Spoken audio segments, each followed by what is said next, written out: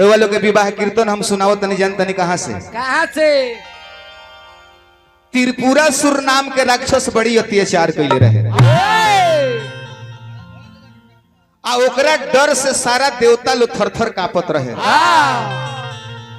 तब भइल का सारा देवता लोग चल गई राम जी के खानदान में एगो ऋषि रहनी जेकर नाम रहे दधीचि ऋषि। आ दधीचि ऋषि के लगे जाके कहता लो कि हे बाबा एगो काम करी। सारा देवता लोग त्रिपुरासुर राक्षस से डराइल बा। तो एगो काम करी त्रिपुरा सारा देवता लोग के अस्त्र शस्त्र जौन बावे उ राक्षस हथिया ले लेबा। तो एगो काम करी कि और अपन शरीर हमनी के दे दी आ यही शरीर के हमनी के अस्त्र शस्त्र बना के आ देवता लोग को हमनी के राखे हम सन। तो दधीचि ऋषि कहनी कि ठीक बा एगो काम कर लो हम सुत जतनी आ हमारा देह पर का कर लो कि दही गिरवा दलो आ इस जवार के जितना गाय बाड़ी सन गाय के बुलवावल लो आ पूरा हमारा शरीर के चटवा दलो आ जवन एमे हड्डी बाँच जाई जवन हड्डी बाँच जाई ए हड्डी के ले जाके जवन तहारा लोग को मन करी तवन तू लोग करी। उहे दधीचि ऋषि के का कहल देवता लोग सुता दिहल आ सुता के आ दही देही पर से गिरा दिहल लोग आ जवार भर के गाय बोला के आ देह के चटवावे लगलो। ए पिंकी ए जी गीत के भाव बा ए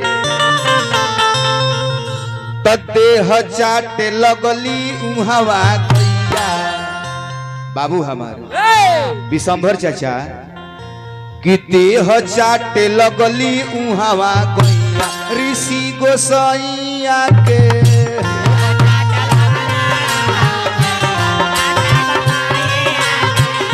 देह चाटे लगली उहवा गैया हो ऋषि गोसाइया के।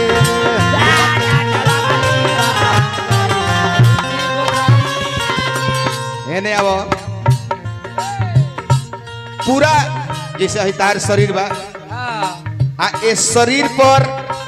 दही गिरा दिया। आई बुझे कि हे शरीर पर मान ली कि दही गिरा दी हल हमें गाय हो जाता आ गाय आवसन आ गाय आके चाटसन एने करी चाट दी जिसे भाव माने हम बताओ तनी आई पूरा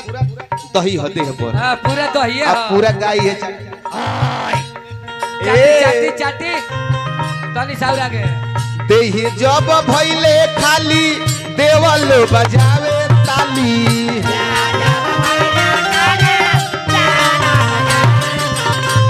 देह जब भइले खाली देवल बजावे ताली।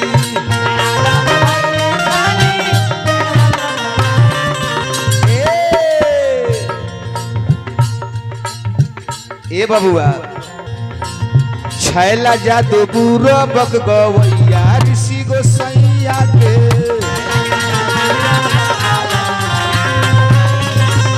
छैला जादू बुरो बक गवैया ऋषि गोसैया के।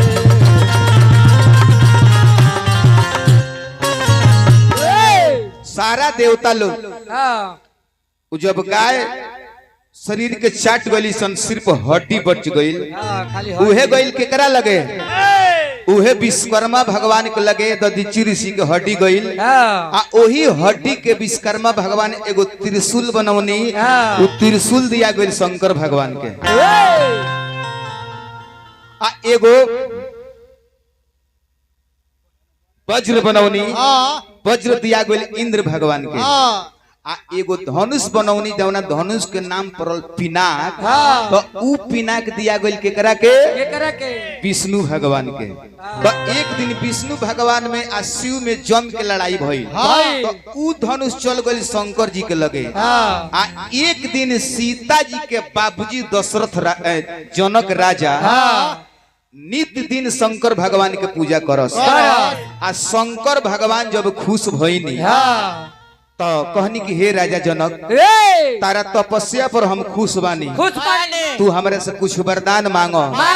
तो जनक राजा कहनी कि महाराज राउर दिहल अन्न धन सोना चांदी महल गाड़ी सब हमारा भरल बाटे हम ये चाहतनी कि एक दिन हमरा आंगन में प्रभु श्री रामचंद्र जी आई मंगल होके गान होके आ वो भगवान के हम दर्शन पाई तो उहे शंकर भगवान जौन पिनाक धनुषवा रहे ओ धनुषवा के उठा के आ जनक राजा के दे दहनी कनी की जनक राजा है धनुष के ले जा आ एगो समय आई कि ए धनुष के सहारा से दुनिया के मालिक स्वयं चल के तहरा आंगन में जाए तो उहे धनुष लिया के राजा जनक जी अपना घर से कुछ दूर पर रखले रहनी आ नित्य दिन ओ धनुष के पूजा करी आ एक दिन राजा जनक जी कहीं जाए लगनी एगो सत्संग में तो अपना मेहरारू सुनैना के लग गई नहीं जाके कहनी की रानी तुम सुनती हो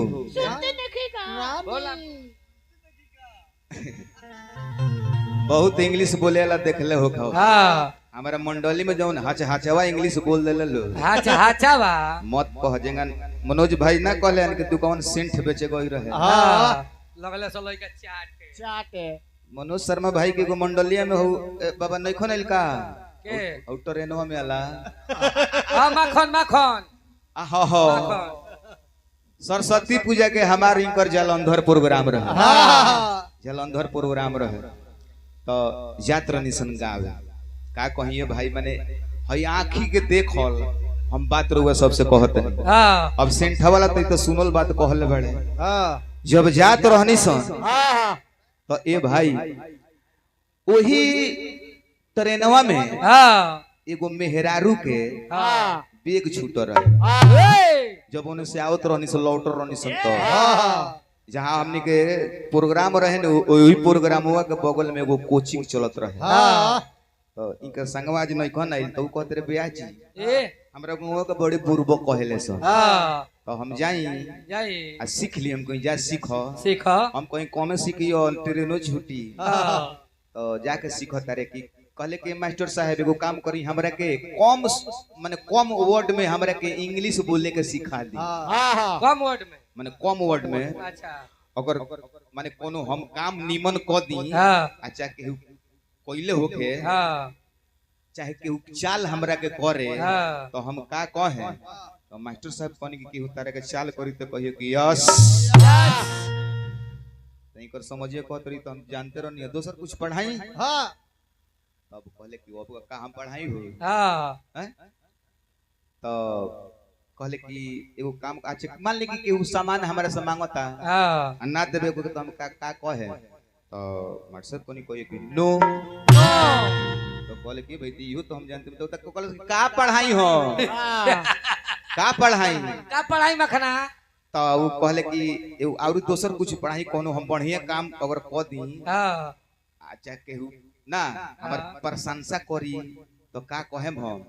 तो कहले कि कहियो कि वेरी गुड कही हो तो वेरी गुड माने अच्छा होला तो हां अच्छा होला आज संयोग से जैसे ट्रेन में बैठो तानी सन आ तले एगो मेहरारू के तो बैग लेके चोर भाग गई भइल हाला चोर चोर चोर चोर केने गइल तले सिपाही जी है डांटा ले ले चलल बड़े ट्रेन खटखटावत ले बड़े कहत रे इस औरत को बैग कौन लिया है कहीं कर जो समझिए बतो कालर सही अरे बोले मखना अब का जाने का ना हो हम कनी कालर मत सही अरे ए जी बात दूसर बतई कतरे कहनु गावे जाम त का जाने इंग्लिश के सुनी कि ना सुनी हमरे जी बेरा आइल बा बोले हम मन करतन कि जो हो जो फिर सिपाही का दिन इस औरत का बैग कौन लिया है हमने के नहीं से जाना तुम लिया है तुम लिया है नहीं आज जब इनकरा झलवा ही हुआ के लगे सिपाही जी जाते रहते ई तो पहले ही से तरनाई रहे को हम बोले आई वो हिंदी में ना बोले इंग्लिश में जब तरनाई दरोगा जी देख इस औरत का बैग तुम लिया है तो कहता यस तब सिपाही जी पसोना पूछो तरह की बाप रे कितना डिब्बा हम ढांग दो खोजे में कहले कि ठीक बात जो अभी इस औरत का तुम बेग लिया है तो इस औरत का बेग दे दो तो इनकर झोल वही वजन तो निका कहता नो नो नहीं दूंगा नो तो सिपाही जी कहले कि नहीं देगा छोड़ले बा तो कहता कि नो अब सिपाही जी उहे बेतवा लेके आ जब 5 बेत तू हाथी दहल है तब इनकर झोलैया खड़ा होके कहता वेरी गुड यही बिना हम काज रोला हमरा यही भी काज रोला तो हो जाला कहीं कहीं चुपो लगा गइल बड़ी नीमन चीज हवे सही बात बा अब एक दिन राजा जनक जी सत्संग में जाए लगने अपन औरत से कहतरी रानी ए रानी आज तो हम पूजा करे में जाएम ना आज तू धनुष को पूजा करे खातिर चल जइह जनक राजा चल गइनी आ एने सीता जी के माता सुनैना रानी कोनो काम में अझुरा गइली आ तब जाके अपना बेटी से कहली कि सीता सीता एगो काम करो करो आज धनुष को पूजा करे तू जो तार पिताजी कहीं नहीं थी अब सीता जी का कहली कि सखी लोग के संग में ले लहली आ वो धनुष के पूजा करे जाए लगली कैसे हारे की गाँव के पूर्व बाटे हरे बाबा के पोखरवा तो जरेला मरियन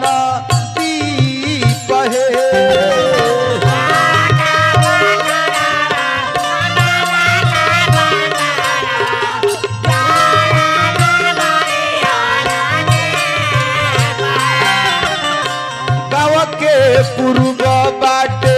बाबा के पोखरवा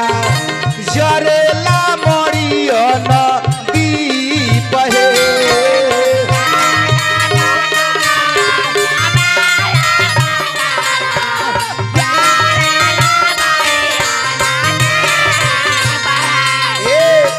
सीता जी जातारी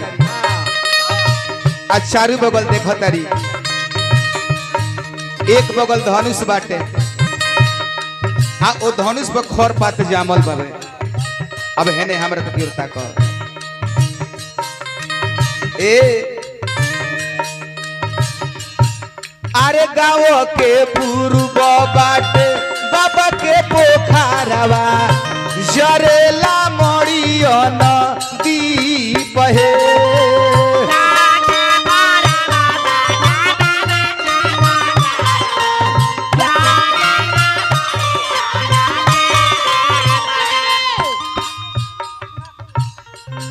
अच्छा यार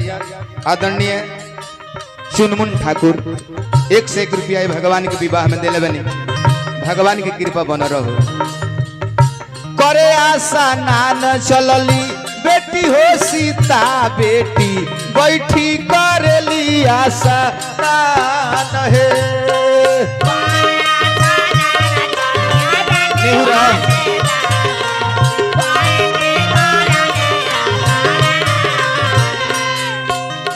निहुर केंगा नहाल जला ढेर पानी में ना जी छबक छबक के ना ए अरे करे आशा नान चलली बेटी हो सीता बेटी बैठी करेली आशा नान हे हा हा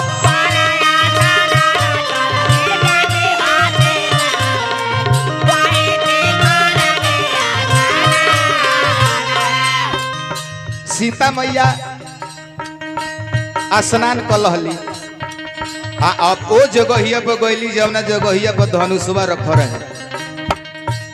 देखली कि बड़ी खर पात जामल बाटे अब का कहली कि सीता जी बाएं हाथ से ओ धनुषवा के उठा लहली बाएं हाथे सीता बेटी धनुषा उठावली दिहली जगहिया के ली बहे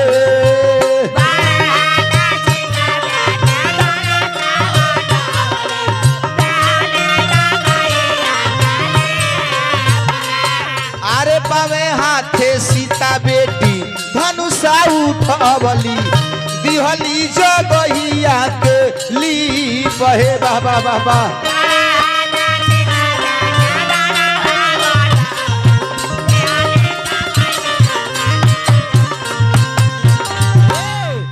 सीता मैया जाके हाँ आ देखली कि ए जगह पर बड़ी खाद घर घास भूसा कुल हिबावे हाँ बाएं हाथ से धनुष के उठा दहली हाँ आ दहिना हाथ से वो जगह के लिप दली आ पूजा क के चलो अली आ बिहान भइला जनक राजा गइनी त देखनी कि धनुष एक जगह पर से दूसरा जगह हटल बा उहे आगे अपना औरत से पूछनी कि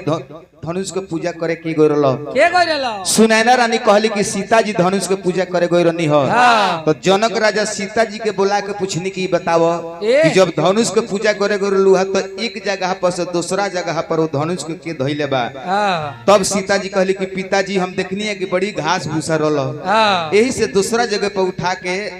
एक हाथ लेके ओ जगह के लिप पुतल बनी हाँ ओही बेरा राजा जनक जी प्रतिज्ञा कइले कि एगो लड़की हो के हमार बेटी ये धनुष के बावे हाथ से उठौले बिया हाँ। तो आज के बाद ये धनुष के जे तहिना हाथ से उठा दी हाँ। ओकरे से हम अपना बेटी सीता के शादी कर अब ये से आगे की कथा हमारा मनोज शर्मा जी से सुनल जाओ आप चलते चलावत तनी खड़ा हो जाए एक लाइन को गीत गा दी।